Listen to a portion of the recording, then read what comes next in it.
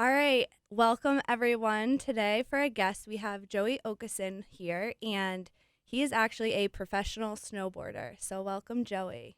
Thank you for having me. And before we start, I want to share kind of a funny story. So, the way that I kind of found Joey was from watching the X Games when he took Shaun White's spot, and ever since then, that was, I think, February of 2020. Yeah, February. I I followed him on Instagram and I thought that he would be a great person to have come on the podcast. Reached out once, didn't get a response back. Totally cool. My DMs were flooded at that time. I apologize. I'm sure they were. But then, like, just a couple months ago, I was out to dinner with a couple of friends at Shell and Bones. And who do I see but you? And I was like, wait a second, this guy looks familiar. I definitely know him from somewhere. End up putting it together that it's you, but I didn't want to like come and interrupt you because you're with your family. But after that, I reached out, and here we are now. Yeah, here we are. Back home for a little bit. Just came back from Europe and headed out in 2 days to Colorado. So Crazy happy busy. we can make it work. Yeah, definitely. So I guess why don't you start off by telling us kind of a little bit about your background, how you got into snowboarding, all of that. Well, my name is Joey Okesson. I'm 19 years old. I grew up in Woodbury, Connecticut. When I was a kid, I always had an interest in skateboarding. Every day driving to school, I would drive past a ski resort that also had a skate park, and I would look at it, and it just like looked like the coolest place. I was like, I want to do that.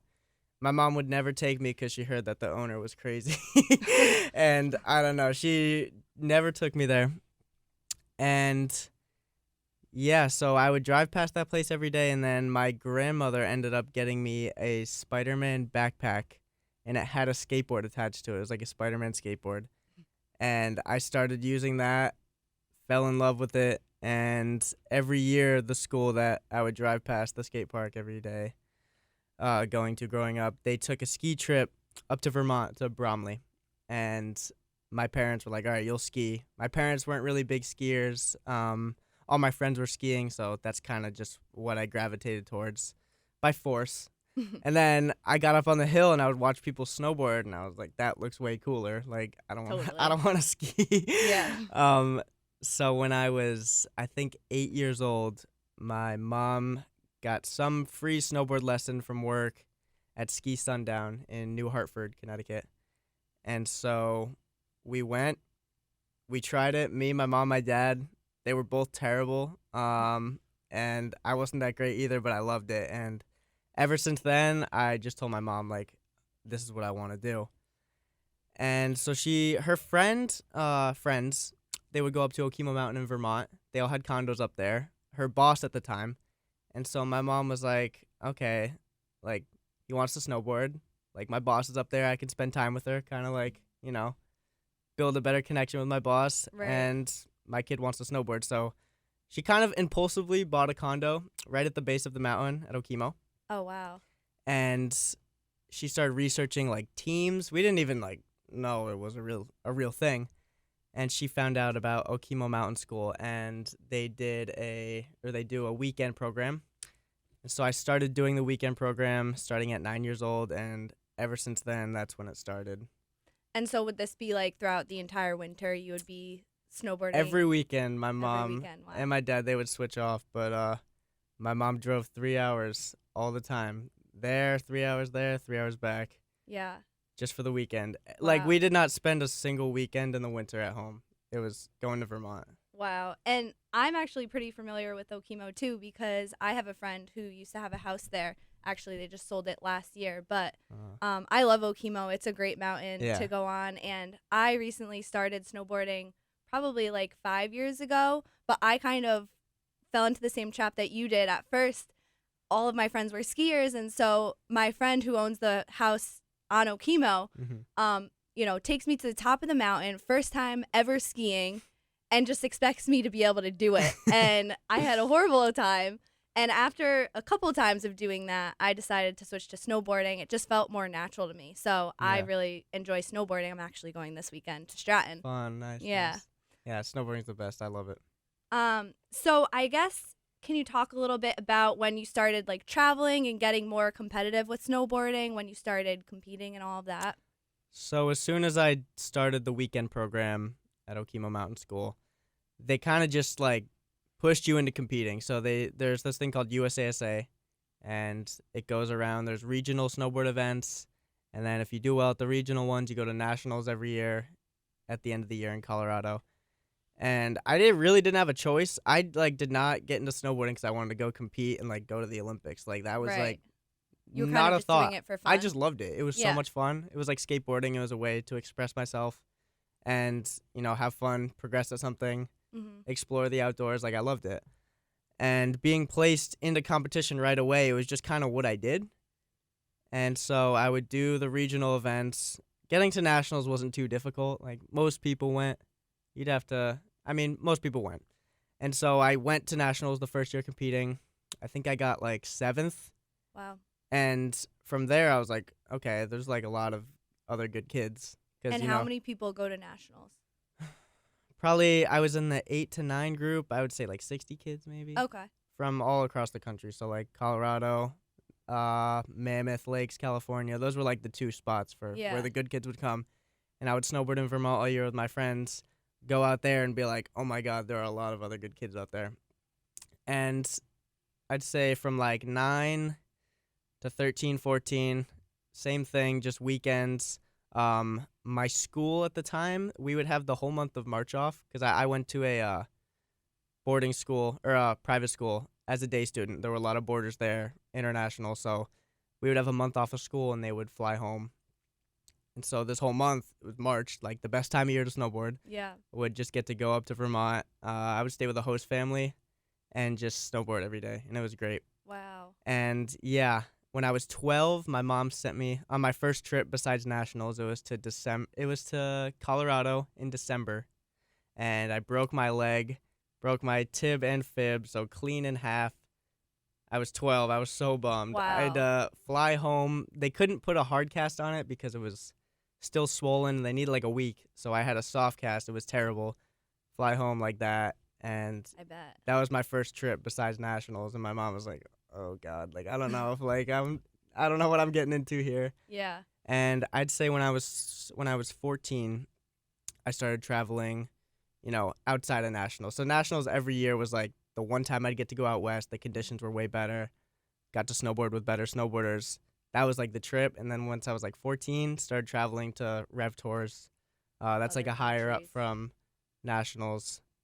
Yeah, so I would go out west 2 or 3 times a year. Then when I was 16, I went to my first international competition. That was in Switzerland. It was the Junior World Championship in 2019. Made the final there, qualified 4th. Kind of came out of nowhere. It was awesome. In finals, I dislocated my shoulder. Got to the bottom. I was like, oh my God, like this hurts so bad. I'd never done it before, so it was my first time doing it. It was terrible. And the medic like barely spoke English. This is a funny story, actually. Barely spoke English, and he was like, okay, I have like morphine needles. And so, because he said he couldn't put it in on the hill because he thought it was broken. So he had to get a helicopter to take me to a local hospital because the mountains there are so like steep and crazy that they can't just take you down in a sled. So even you didn't have to snowboard down with it then, right? No, I could barely walk. It was bad. And like even if you break your arm there, you have to take a helicopter to a hospital. Yeah. Because it's just the mountains there are just so hard to get down. Yeah. And so he's like, I have needles I can give you until the helicopter comes. I'm like, give them to me, please. And then I was with a physio there who worked for the U.S. team who was like, nah, he's under 18. Like, we can't give him needles in a foreign country. And then the guy was like, no, he's 16. I was 16 at the time. He was like, no, he's 16. He can decide for himself. And I was like, give me the needle. And they were like, no, like, we're not allowing it. Like, the team manager and the physio were like, no, no, no. And I was so mad. And then the guy was like, okay, I have a little nasal spray I'll give to you. We give it to little kids all the time. I'm like, whatever will make me feel better. Because I was sitting in this chair as soon as I finished the run because it was on the last hit of the half pipe. Finished the run, fell on my shoulder, was riding down and realized what happened. And then it's like they had this chair like waiting for me.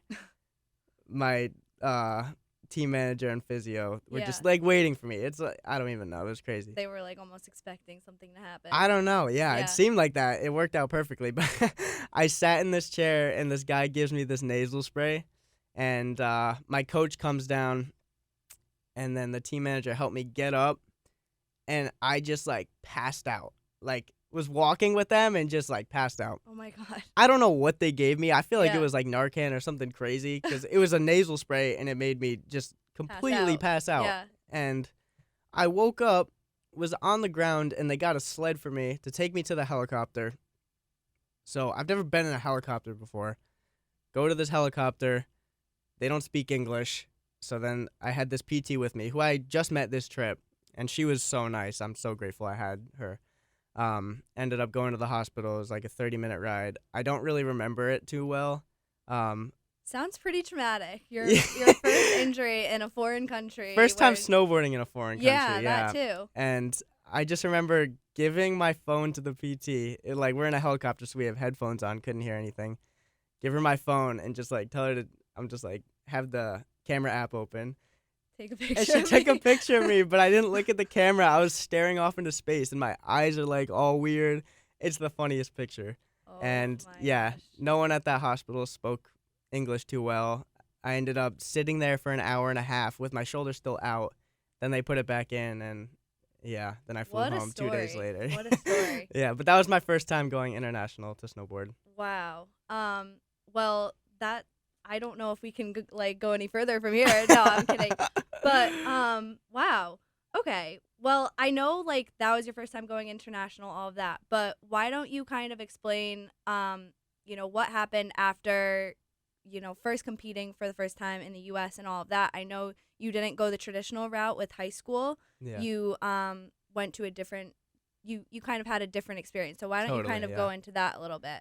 So my freshman year, well, I grew up going to a private school, kindergarten through 8th grade. So it was a small community, class sizes of like 15. So, Oh, wow. you knew everyone. Yeah. And then my parents got divorced when I was 12. I was 13 in 8th grade. And so then that next year, my mom moved to the town over Southbury. So I grew up in Woodbury. Then she moved to Southbury. And the whole reason of that was so I could go, because that school system she thought was better. Mm-hmm. That's kind of why I went to private school. My parents made the investment, which I'm very happy they did. And so she moved the town over where there's a better school system. And I went my freshman year to Pomperaug High School. I had never been in like a public school. It was a school like 1,300 kids. Oh, wow. So I That's went a from big like high this school. small little Yeah. private school to like this big high school, knew nobody. Pretty much walked in that school and was just Culture like, shock. yeah, I was just like, all right, like, let's go.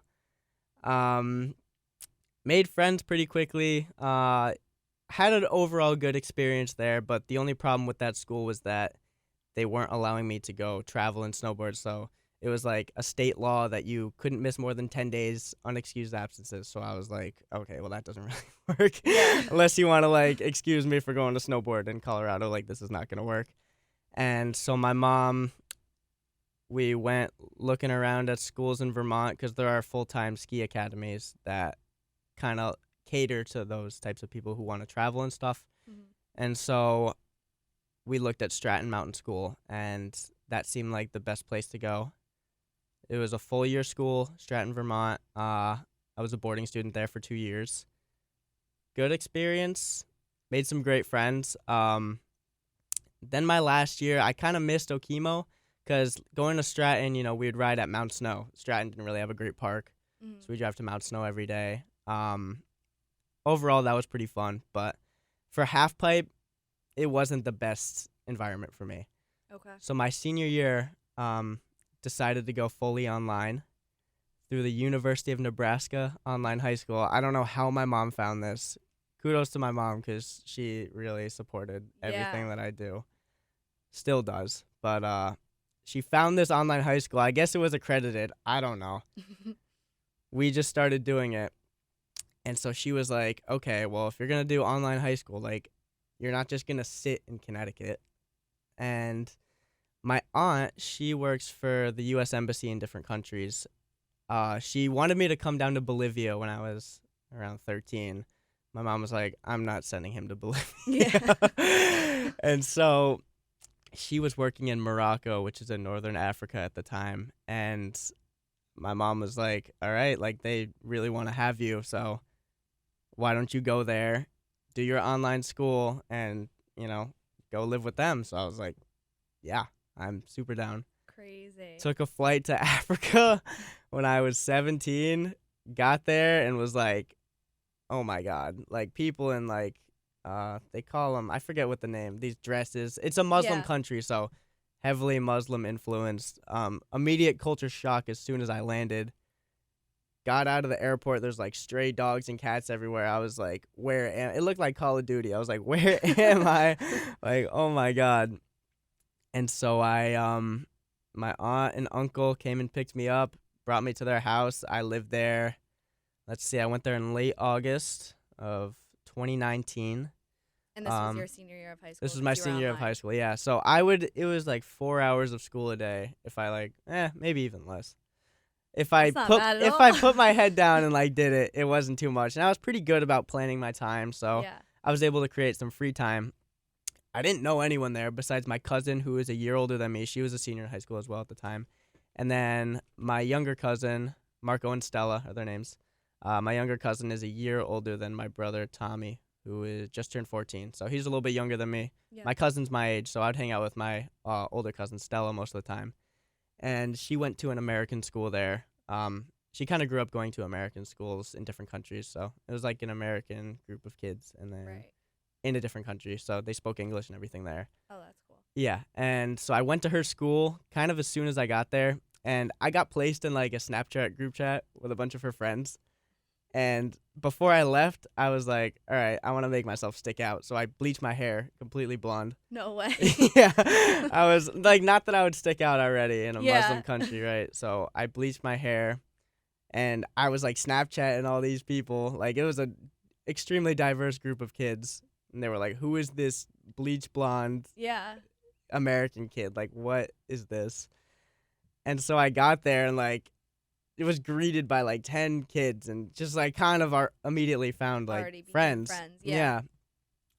And so I lived there for a month, became good friends with some kids, and, like, they took me out and, like, I got to experience their culture. It was so cool. Like, looking back on it, it was the greatest experience I could have had being 17. Yeah, I mean, a lot of people like don't have the opportunity to go across the world at 17 to live there especially like I was living their daily lives, right? Like, it wasn't just a vacation. My one friend, his name was Adam, and he was like, you want to come to lunch with me and my dad and his friends? I'm like, all right. So we go to lunch, we're sitting there, I meet his dad. He's like, what are you doing here? I was like, oh, my aunt, she works for the U.S. Embassy. He was like, what's your aunt's name? I was like, oh, God, I don't know who this guy is. And I lied. I told him a different name. And we were sitting there at lunch, and some guy comes in the restaurant, drops an envelope filled with cash, and walks out. This guy takes the envelope, opens it, takes a thing of money, and just throws it at my friend. And I was like, who? I was so shocked. What was that all about? I don't even know. I don't even know what this guy did for work. Yeah. It was wild. Like, experiences like that where I just, like, it opened my eyes to, like, oh, my God, the world is a crazy place. Right. And so I stayed there for a month, went to Switzerland for most of October, went and snowboarded there with the U.S. team. I wasn't on the U.S. team, but they invited me to their camp. So I flew out there. And then from Switzerland, I flew back to Morocco, stayed there for another month, and then came back home late November of that year. Wow. And then the season started. So, yeah. It was a crazy fall, senior fall. That's crazy. Yeah. And growing up, was snowboarding always your number one sport, or were you involved in other activities and sports? Yeah, as well? So snowboarding was a winter thing for me. And then early on, I was introduced to baseball. And until I was 17, I played baseball every summer. I played with the Connecticut Grind in Orange, Connecticut. We'd go around New England, New Jersey, New York, playing tournaments. Like, all the kids on my team were committed to college by the end. I was the only kid, like, not committed to a college for baseball just because, like, I enjoyed it. So I took baseball as far as I could while still pursuing snowboarding. Right. I felt like doing both was a good balance. It would make me excited to go back to snowboarding, vice versa for baseball. Right. It wouldn't ever get old, like one or the other. Exactly, yeah. Like most kids, like they would snowboard year round. And also my mom didn't have the money to be sending me to Oregon in the summer to snowboard. It's very expensive. Or like New Zealand. Like kids would be Right. flying to New Zealand in high school in the summer to snowboard. And my mom was like, yeah, okay. Like, sure. I don't blame her. That's Yeah. a normal response. Like, yeah, totally. She spent enough money in the winter for me to travel around. Yeah. And so, yeah, baseball was just like, yeah, it was cheaper. I loved it. It was fun. And I took it as far as I could while doing snowboarding. So, yeah, I did baseball and snowboarding till I was 17. And then right when COVID hit, that's when I kind of went with snowboarding. Okay.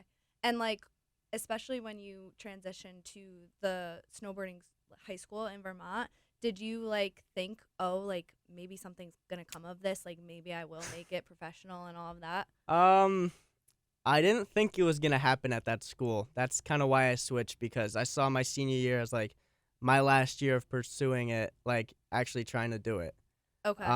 That's why I kept playing baseball, because my senior year, if it didn't work out with snowboarding, like, I was going to plan on taking a post-grad year at a Connecticut prep school and then playing baseball in college. So that was kind of like my backup plan too.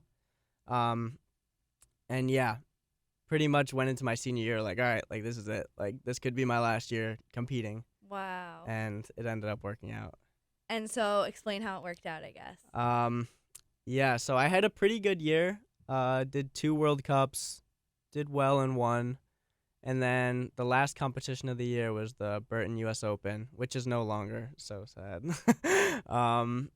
So I grew up. And that's like the biggest competition. Yeah, of definitely right? like the snowboarder's favorite. Like, right. everyone in the snowboard industry was there. It's the best competition. It was the longest running competition. It started in Stratton, Vermont, and then I actually did so they have a junior jam section of it, which is 14 and under. Basically, it used to be anyone could just sign up and do it. So the last year was at Stratton. I went and did it. I was like 9. Didn't do very well, but it was cool that I was at the last one. Yeah. And when I was 14, I went to Vail. It changed to Vail, Colorado. Did it when I was 14 there. Got like 5th or 6th. I don't know. Did okay. And then, so my brother, once he was like 12, he got invited to it. So he would fly out to Vail, do the whole thing. And I think he was 12. Yeah, he was 12. He was flying out to Vail with my mom, and one of his friends got invited too. So it was the 2 moms and the 2 kids. And my mom was like, okay, why don't you like fly out? I didn't have an invite to the contest at all. Why don't you fly out with us, watch Tommy? Like all my friends were there, so I'd be able to hang out with my friends. And I just like felt like I should go, because I felt like I belonged there. I asked my coach, like, can you get me in? Like, talk to someone. Like, I should be at this event. Right. And had no luck. Once I was in the airport, I was at JFK, got an email saying I was an alternate for the event. And I was like, great. Like, this is all I need just so I could ride with my friends, ride practice, because it was a modified half pipe, which is something I've never ridden before. So it's basically they take a half pipe and then they add little things to it. Okay. So they had a mini section to start and 2 like little extensions on each side. So it was cool. Something different. It wasn't just a traditional half pipe. Right. So I got there, rode it, super fun, and then my coach told me that I'm in the event. I guess someone dropped out or they let me in. So I was like, all right, like, Let's I'm go. in it. I didn't really. I mean, I kind of knew this in the back of my head, but I was like, this could be the last competition I do for snowboarding. Because, I didn't know if I was going to get put on the U.S. team or whatever after that year. I was like, I don't really know what could happen. Right. Maybe I decided to go with baseball after this. Didn't really know. But in the qualifier, I landed my first run pretty solid. I was in 17th place. And then second run in qualifiers, I laid it out, did like a run I've never done before, way bigger than I've done it. And it kind of just all came together. And it was the craziest feeling. I ended up qualifying 7th in the finals. Did not expect that. My mom had my flight changed for flight back home on Thursday. Qualifiers was Wednesday. Finals was Saturday. And I was like, please, book my flight for Sunday. I want to watch the final. I was like, I just want to watch it, just to be here. Yeah. She was like, if you make the final, you can switch the flight. And I was like, well, I'm going home on Thursday. There's no way. Ended up making the final. Unreal moment. Never saw that coming. And then did well in the final, got 5th place. Fell my first 2 runs. You get 3 total runs in the final. Okay. On my 3rd run, super dramatic. I landed it. It was a great moment. All my friends were there. It was awesome. And then ever since that event, snowboarding kind of changed for me. So I guess, well, congratulations, first of all, because Thank that's you. like such an exciting thing, and like you weren't even expecting that outcome. You weren't even Yeah. expecting to be in it. No. Like- yeah. I flew out there with the intent of watching my brother. Right. And the fact that I ended up in finals was like, I never would have thought that. Yeah. Yeah. And it's kind of cool how you just like felt in your heart that it was right, like, and you felt like you should be in it. Yeah. And I feel like you believing in yourself like that almost allowed you to be in it in Yeah. a sense. That's like, just kind of how I saw it. It was like, yeah. I didn't see it any other way. Yeah, exactly. But I guess after that, can you talk about the opportunities that came from it? Yeah. So 5th place at the Open. I was #1 American, which was a big deal for me. And the year prior, so there's 2 levels of the U.S. team. There's the rookie level, which is intended for ages like 13 to 20.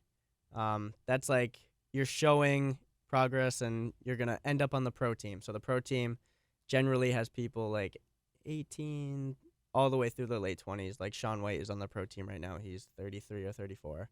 So it's a range of ages. You know, if there's a young prodigy who like comes up and is like really good, then he'll be on the pro team when he's younger. But the average person will get on when they're like 20. Okay. And so I was 17 at the time.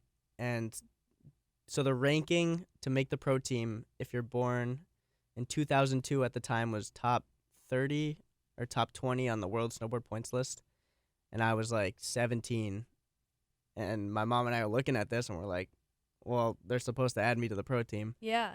And I got a call, or I had my coach call the coach of the U.S. team because he had known him. I was like, figure it out. Like, I can't wait any longer. It was like 2 months after this. I was like, COVID hit. I'm sitting in my house. I'm thinking about this all the time. Like, I need to make a decision about my life. Like, what am I Right. going to do? And so my coach calls me back. He's like, hey, he said you're on the rookie team. And I was like, man, like, oh, my God. I'm like, screw this. He was like, no, I'm kidding. You're on the pro team. I was like, oh, my God. So jumped right to the pro team, which doesn't really happen that much. And you being the youngest one. Being the youngest by like 3 years. Yeah. It was unreal. So I was really grateful to just hop to the pro team because all my friends were on the rookie team. And they were just stressed out about having to do well and fit the criteria and make the pro team. And I'm so happy I didn't have to go through that and that I just kind of just was placed right into it. Yeah, that was an unreal moment. From there, I had agents contacting me, and my mom and I were like, what's going on? Like, this is kind of wild. And my mom handled a lot of that stuff. Sponsors were kind of slow, still are due to COVID. Mm-hmm. But, yeah, my mom has been a tremendous help in And it's so great navigating that all your of that. mom has been like so helpful throughout this entire time. Oh, my Like, God, yeah. a lot of parents wouldn't kind of drop a lot like on the No. weekends, every single weekend in She the winter. sacrificed her weekends all Yeah. the time, yeah. My dad, too, he would drive up as well, but my mom was definitely running the show, so, yeah. And then I guess like after you made the team and everything, what was your next like biggest competition that you were in? Yeah, so COVID is pretty bad. I went out to Utah to like, they have a facility out there. This was in the summer.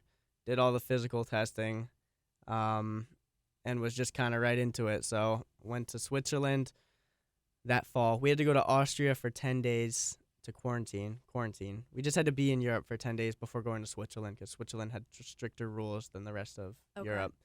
And was there for 10 days, went to Switzerland and kind of was like, okay, like I'm on the pro team now, but all these guys who are on the pro team, I've been looking up to them the past couple of years. I mean, one of them, his name's Taylor Gold. I like vividly remember being 12 years old, watching the Sochi Olympics and seeing him like on the screen. And like now this guy's my roommate. So Crazy. It was surreal, yeah. Yeah. Now Taylor's my good friend, but at first I was like, "Oh my God, like I'm like in it with these guys now. Like I'm not looking up to them, like I'm with them." Shaun White too. Like, Shaun White at the time wasn't on the team. He just came back this year because the Olympics okay. are this winter. He was trying to go for skateboarding in Tokyo, so got it. he was got it. skateboarding at the time. But now he's back. Yeah, immediately kind of made friends with Chloe Kim, and she's been a tremendous help to me, has given me some great advice, kind of taken me under her wing. So the team was very welcoming at first, which was cool. Did the training camp in Switzerland, learned 2 new tricks, which for me, I was so excited. My coach was like, this is awesome. Like, you're killing it. And then the first competition was the Locks Open in Switzerland. Okay. That's like, I'd say Locks Open, Dew Tour, X Games, and Burton US Open. Those are like the 4 biggest competitions. Okay. Locks Open, definitely the biggest international one. There's usually a huge crowd. It's crazy, but COVID, Switzerland's super strict, so there was no one there. Ended up making finals at that. Was one of 2 Americans to make finals with Taylor Gold. And so, some people may have thought it was like a fluke. I did well at the Open.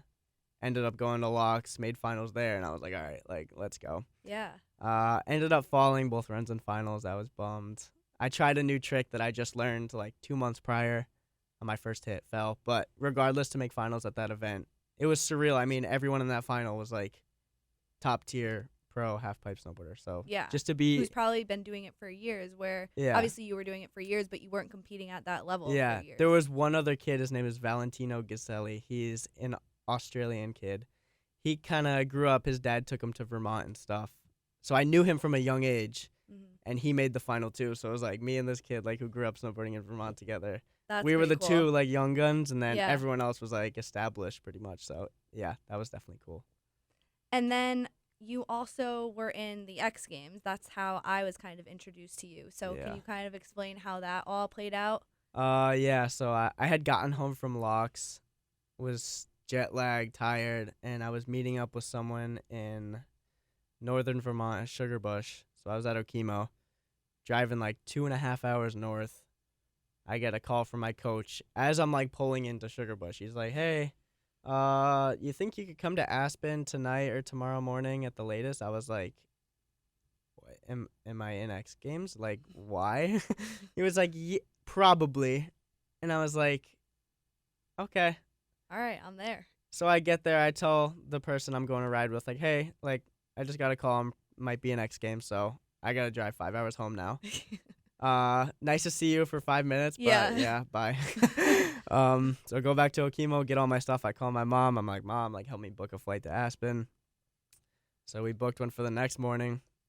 So I dropped everything, went out there, got to Aspen, and they were like, yeah, so Sean White hasn't dropped out yet, so you're still not in it. I'm like, okay, well, can I at least ride practice? Because the word was he was going to drop out because he hurt his knee or something. I don't really know. That's what the whole thing in the press was, but who knows why he dropped out. Right. So I am sitting there. I'm not allowed to ride and practice as an alternate because COVID. They're not allowed to have more than 8 people up at the halfpipe, which didn't really make a lot of sense to me at the time, especially considering I had dropped everything and had flown out there. Yeah. So I had to sit in the house while my friends' teammates were out riding practice. He ended up dropping out so I could ride practice. Rode one day, destroyed my knee, like had such a bad slam. I just remember hitting the deck, flying into the half pipe, like laying there like, okay, like kind of feel my body, like, am I okay? Yeah. And then I look up and I see some guy with like a Disney jacket just running up to me. I'm like, no, I'm okay. I put my hands up. I'm like, I'm good. Because they have like medics all over the place at X Games. It's like a legit thing. And my knee was all puffed up. It's still kind of puffy. Not terrible, but at the time it was like, oh my God. Am I going to compete? Yeah, I was in the shower and I guess the heat made it swell up. So it just kind of like, I saw it like literally expand and I was like, immediately called my PT. I was like, Emily, I'm in the shower. My knee just like exploded. She was like, all right, come over tomorrow. And so she did her wizardry stuff to it.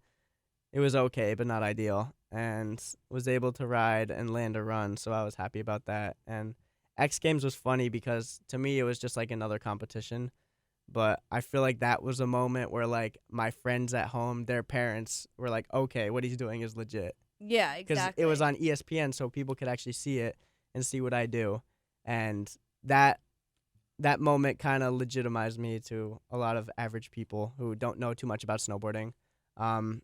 Yeah, so that was definitely a big turning point as well. And you placed 5th in that event as well? Yeah, I did. Yeah. Okay.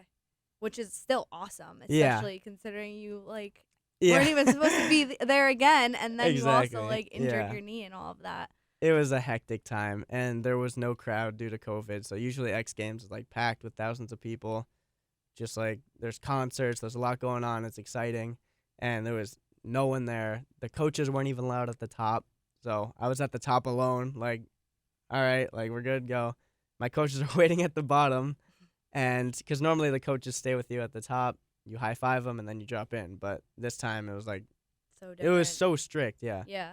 And yeah, but it felt like a normal competition when I didn't realize how many people would actually see the X Games. Yeah. I mean, I feel like as an outsider not really knowing too much about the X Games or snowboarding in general, like even I was watching it, and I am like a little fan of Scotty James, who's the Australian snowboarder. Yeah. And so when I saw that you were literally competing with him, I was like, oh my God, I got to contact this guy. He's from Connecticut. Like, he's this young kid who's just competing, and he just got 5th place in the X Games. Yeah. So that was kind of like an eye opener to me. And I'm sure, again, like all of your friends and family it was probably like a wake up moment of like, oh, wow, he's really Yeah. doing this, you know? Yeah, totally. I mean, people reached out who I haven't talked to in years, and they were like, dude, ESPN was just randomly on in my house, and I saw you. I was like, what the hell? And Yeah. yeah, like stuff like that. It was just crazy. I didn't realize the impact that X Games would have on, me and snowboarding and all that. So aside from like competing, I guess when you're kind of in the off season, what are you doing? In the off season, I take classes at Sacred Heart University. I'm studying psychology right now. So I take classes when I can, usually in the spring, summer, sometimes in the fall if it happens to work out my schedule. But I took this fall off and this winter off to focus on snowboarding because the Olympics are this winter. Right. I like skateboard a bunch with my brother. This was the first summer I didn't play baseball, so it was definitely weird to get adjusted to that because baseball had been like a huge part of my life, and now it's all about I have nothing to snowboarding, do in the kind of. summer, yeah. And so I skateboard a lot. I like to work out, hang out with my friends. In the summer, I went to Mount Hood in Oregon, snowboarded there for 3 weeks. We had the whole team went out there, so we went cool. there for a little bit. And then me and my good buddy, Lucas Foster, we road tripped from Oregon, stayed with a friend in Santa Cruz, California, right near San Francisco. Nice. Stayed there for a week, and then we went down to LA to help Chloe Kim move into her house. And that was a fun road trip for sure. We had a fun time. And then you've also been doing a lot of traveling across Europe and like training. So can you explain, I guess, like kind of what you've been up to ramp up for the Olympics? Totally. So I was in Switzerland in October, Saas-Fee. That's normally where we go in the fall. Was there for a month, and then we had a camp in Kitzsteinhorn, Austria. That was about 2.5 weeks after the Switzerland camp. So most people were like, all right, I'll fly home, go home for 2 weeks, then fly back. And me and my friends were like, we should go somewhere cool. Yeah. So we got an Airbnb like right on the beach in this little town right below Malaga in Spain. It's called Fuengirola. I definitely didn't say that right, like as the locals would say. I don't think anyone on like listening would know. But yeah. So we got an Airbnb, stayed there for a week and a half. Not a whole lot going on there. We were so tired from snowboarding every day, and so chilled on the beach for a little bit, and then we took a flight back to Switzerland. We left our board bags in Zurich, the main city there. Right. Got our board bags from the hotel. Then we took a train from Zurich, Switzerland to Innsbruck, Austria. Innsbruck is like a cool little city. We've been there. We went there last year when we had to stay in Austria for 10 days. Skateboard oriented. Like there's a cool skate spot in town. So we're like, yeah, we got to go back to Innsbruck. And then it just so happened that there was this snowboard event that basically went from spot to spot in the streets, like just random handrails. They would just set up a little rail, and all these pros would come and just hit it. Oh, wow. And my good friend from high school at Stratton Mountain School, Zeb Powell, was there. So I was like, oh, we got to see Zeb. We went. We had a great time. Chilled in Innsbruck for a little bit, and then we took a train. We were in Innsbruck for a week, took a train to somewhere near Kitzsteinhorn, and then got picked up by our coaches, and then we snowboarded there for a week, and then flew home after that. And so I guess, like, what is all of this training for? Like, what's your next big competition that Yeah, you're kind so of gearing up for? this season we have 4 Olympic qualifying events. The Olympics are, I think they start February 4th, something like that, and they're in Beijing, China. 4 Olympic qualifying events, 2 next week that I'm leaving for in a couple of days to go to. In Colorado, right? In Colorado, yeah. So the first 2 are in Colorado, and then right after New Year's, I'll go to Mammoth Lakes, California. That's the 3rd one. And then the 4th one is in Loch, Switzerland, Loch's Open. And then X Games is after that. I haven't gotten invited yet, but there's a good chance I might get an alternate spot or something, I'm hoping. Right. So yeah, it's those 4, maybe 5 competitions leading up to the Olympics. Wow. And how do you feel like leaving Europe, having all of this snowboarding experience in different countries and everything? Yeah, I mean, growing up, I didn't get to ride too much half pipe because we had a smaller half pipe at Okemo. It was 18 feet. Some years it was a little bit smaller. But the standard size half pipe is 22 feet. So didn't have much experience. It was when I would get to go out to nationals is when I would ride a 22-foot half pipe.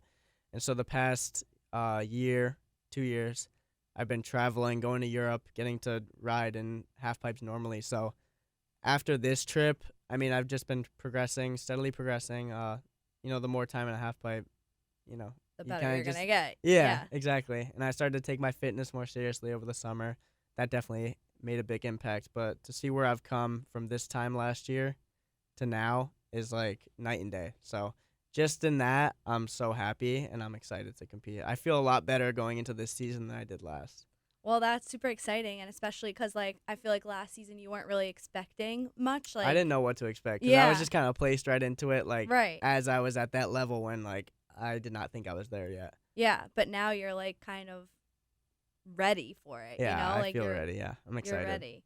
So that's so exciting, and obviously best of luck to you in those 4 to 5 competitions leading up to the Olympics. I guess, what do you have to place, or what will make you, qualify? I've read the criteria. I've been explaining the criteria. Is it a lot? It's subjective, so it depends on who places there, and then so it's I try not to think about it. I'm sure if you asked my mom, she would give you the whole rundown as to how it goes. But basically, the first competition will mean the most. The second competition will be after that. And so you want to do well at the first one. That's the goal. So I'm focused on that at the moment, and then see. And I feel like if you just kind of do your thing and don't even really think about it too much, you'll probably do better. You'll probably be better off, because that's kind of how you went into your previous competitions. People who have done well at those events, that's what they say in interviews or whatever. They're like, yeah, I wasn't really thinking about it. So that's the mindset I kind of want to have. Cool. And what do you do mentally to prepare for your runs and everything? Do you visualize a lot of them? How do you kind of play those out? I used to not put a ton of thought into competing in snowboarding just because, with baseball, I was always just a natural competitor in life. I mean, my brother will tell you, whenever we're playing ping pong or something, it gets heated. So I just like being placed into it and just kind of seeing how it goes. Mm-hmm. That hasn't worked out the best with snowboarding. I feel like it's a little bit different. So this past year, kind of have made some changes as to how I prepare for competitions. But lately, I've just been visualizing. I feel like just because in general, I think about it more. So every day, I'll visualize my run. It's not even I try to do it. It just pops up in my brain. I'll be driving and just be double crippler, back 12, front 10. It just pops up in my head. So I feel kind of just seeing myself landing it, seeing it in my head. The more snowboarding I've done, my confidence has gone up tremendously. So for the most part, just seeing myself doing the run that I want to do. That's how I like to prepare. I used to not listen to music while I competed. Whether that may have been the greatest thing or not, I started to listen to music now. I feel like it puts me in a better headspace where I can get in the zone and just focus on what I have to do. So I started listening to music. But yeah, I think visualizing is the biggest thing with competing. You just have to see yourself doing something. That goes for anything in life. Yeah. My mom told me when she was in her early 20s, she wanted to make $100,000. That was her goal. So she would write little sticky notes saying I will make $100,000, literally on her fridge. So like I feel like, that goes for a lot of things. You just got to see Kind of yourself like doing it. You got to manifesting manifest it. it Yeah. and I think visualizing that's it. very real. Yeah. So I've been focusing on that in the past Yeah, year. and I mean, there's so many studies and so many people out there who are saying that it like really does help. Yeah. And you really do see results when you start to actually like visualize it, manifest it, think about it, write it down, all of that. So I think that's really cool that you've been incorporating that into how you've been preparing for your competitions and all of that. Yeah. But I guess like where do you see yourself in the next year? I guess that's like a very open-ended question because I feel like it could go so many ways, but yeah. I hope to be a 2022 Olympian. That's one. I want to continue to one of my biggest goals is to, whether I end up switching majors in school, I want to have my bachelor's degree. That's one of my biggest goals. Regardless of what happens with snowboarding, even if I'm making a ton of money doing sponsors, whatever, like I want to make that a priority to finish school. So keep doing school. Hopefully, I don't know. We're gonna see what happens, but be an Olympian, keep doing school. Those are my two. Hey, those biggest sound goals. good to me. Not many people can say that they could possibly be an Olympian within a year. Yeah, So we'll see. But yeah, definitely trying to manifest that. definitely. Hey, I'll manifest it for you too. Thank you. All right. Well, I just had one last question. This has been so fun, but I asked this question to every single person that I have on the podcast. So if you could give one piece of advice to someone who wants to pursue or compete professionally, like in a winter sport, what would that piece of advice be? I think this is even more broad than a winter sport. Like I said, for anything, but as long as it's something you're passionate about, you have to see yourself doing it. You have to really want it. Mm-hmm. Make sure you're passionate about it, because snowboarding for me, it started out as a passion. Didn't really think much about competing or anything. It was just something that I loved doing, would do it all day, and would like battle tricks. Like I have broken boards and helmets and like injuries to prove it, but like you don't think about those things in the moment. You're thinking about, I want to do this trick. So I feel like you have to have that level of drive to where you don't care about anything else but the sport. You know? You have to be very passionate about it. I'd say that. Make that a priority, and things get tough. Like snowboarding isn't always like easy all the time when you're training half pipe. You're dealing with injuries constantly. It gets repetitive too. So I like to remind myself why I got into it, why I started it, and that helps me push through those bad times. But for the most part, it's pretty fun. So yeah. Yeah, I would say definitely like having a why, like having your why be super clear will always kind of help you stick with whatever it is that you're pursuing. But definitely passion for anything. I feel like that's so important, because if you don't have that, then you probably won't end up pursuing it or won't end up like going far with it. So you need to like really, if you choose something that you're interested in, you definitely have to have that passion there with it too. I think the why is probably the most important thing too, because, if you're just in your comfort zone all the time, there are only so many things you can do in life. I feel like you need to take risks. You need to put yourself out there to really, see a reward, and like you have to put it on the line. So yeah, that why and reminding yourself why is very important, and it keeps the tunnel vision and you can see the end result. I love that. Well, thank you so much for having me here. It was so nice to get to hear your story, and I can assure you that everyone from Connecticut will be cheering you on. Thank you so much.